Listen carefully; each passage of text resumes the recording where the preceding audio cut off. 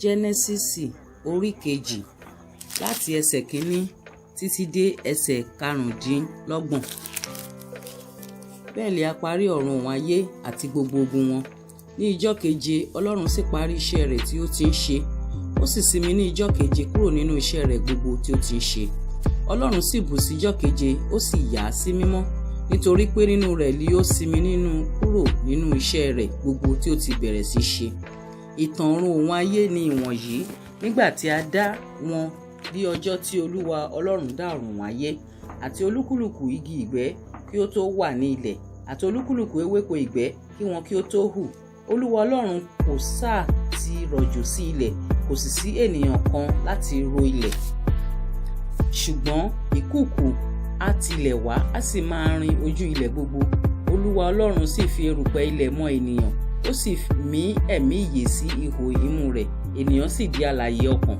Olúwa Ọlọ́run sì gbin ọgbà kan níhà ìlà oòrùn ní Édẹ́nì. Níbẹ̀ ni ó sì fi ọkùnrin náà tí ó ti mọ sí. Láti inú ilẹ̀ ni Olúwa Ọlọ́run mú onírúurú igi hù jáde wá, tí ó dára ní wíwò, tí ó sì dára fún oúnjẹ. Igi ìyè pẹ̀lú láàrin ọgbà náà, àti igi ìmọ̀ rere àti búburú. Odò kan sì ti Édẹ́nì ṣàn wá láti rin ọgbà náà. Láti ibẹ̀ ni ó gbé yá, ó sì di ìpá orí mẹ́rin. Orúkọ ìkíní ni Písónì, òun ni èyí tí ó yí gbogbo ilẹ̀ Háfílà ká, níbi tí wúrà wà.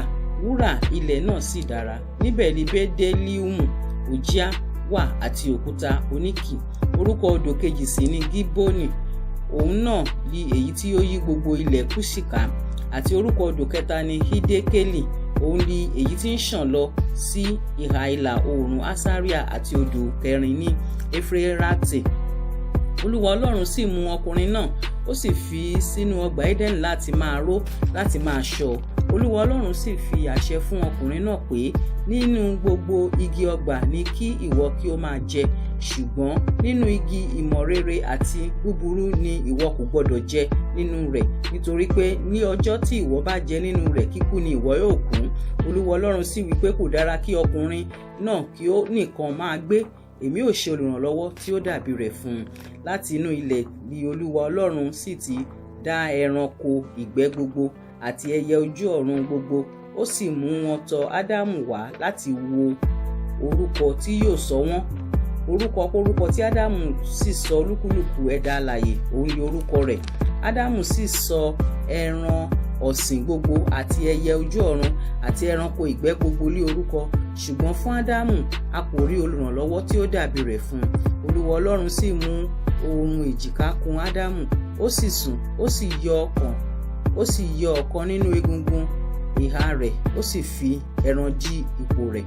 Olúwa Ọlọ́run sì fi egungun ìhà tí ó mú ní ìhà ọkùnrin náà mọ obìnrin, ó sì mú un tọ̀ ọkùnrin náà wá. Ádámù sì wí pé, èyí ni egungun nínú egungun mi àti ẹran ara nínú ẹran ara mi.